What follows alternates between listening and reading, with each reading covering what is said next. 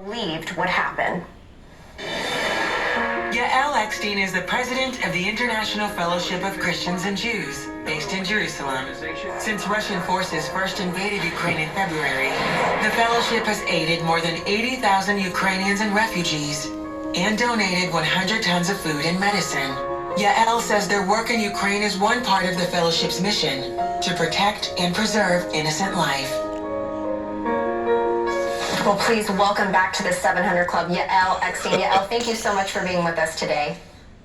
It's my honor. Thank you so much for having me. Of course. Well, you were in Kyiv just 4 days before Russia invaded. Were the Ukrainians there even prepared for what was about to happen?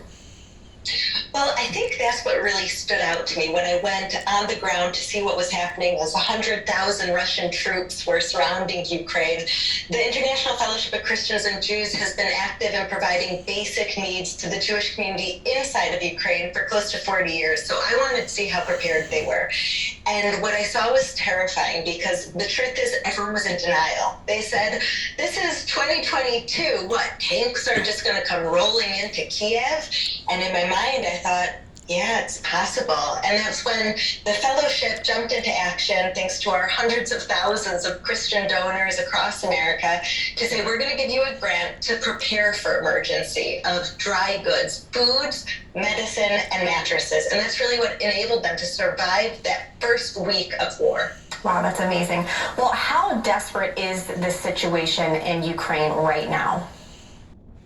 It's terrifying because the rest of the world is facing a crisis of rising prices, inflation, and hard to get certain items, basic items, to across the world to different countries. And what we're seeing in Ukraine is that emergency situation is just blown out of proportion. The prices are so high. There's limited fuel, there's limited food products, and what everyone's talking about right now is that the winter's approaching. And if on a regular basis there were so many elderly Holocaust survivors who died from the cold and from hunger, this year it's going to be so much more.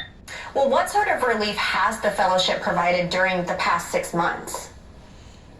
Well, our focus is really the Jewish community in Ukraine and across the former Soviet Union, those who have survived the Holocaust, that we come and we say, the times have changed. There are millions of Christians who love you, who are sowing into you, taking the little they have to make sure that you have food and comfort. During the winter months, we make sure that we bring chopped wood because they don't even have heaters or electricity. They have a well in their backyard. And so we have volunteers that go and bring up water, make sure they're set for the entire winter.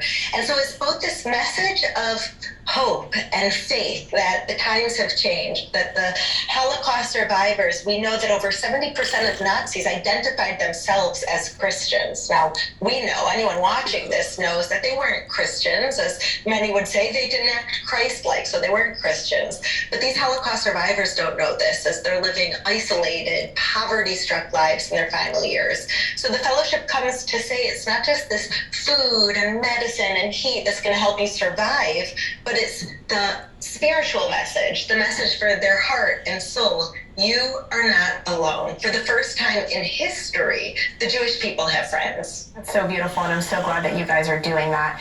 Well, another issue that's going on in Ukraine right now is the issue of orphans. How many orphans are suffering in Ukraine, and what is being done to help them?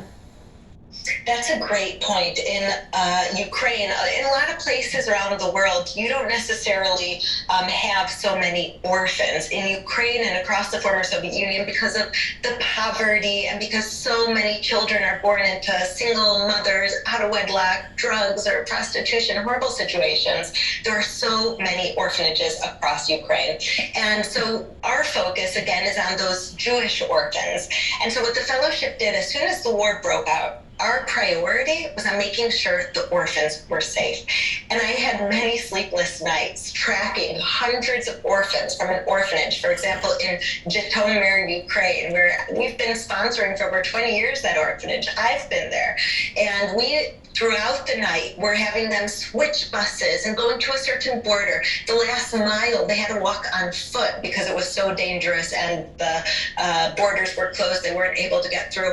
And then the most amazing thing was that I was there in Israel as they stepped off the plane that the fellowship sponsored to hold them, to kiss them, to tell them everything will be okay. So our priority was really on getting the orphans from these orphanages out of the war zone, out of the fighting areas. And now it's really figuring out, they're starting their school year outside of Ukraine, many of them, and many of them in Ukraine. So making sure that we are not abandoning, forgetting, or neglecting even one of them, even if they physically had to change their location. Yeah, absolutely. Well, Yael, last question. Do you see any hopeful signs in the months ahead? And what would be your suggestion of how we can pray for our brothers and sisters, and especially our Jewish brothers and sisters in Ukraine?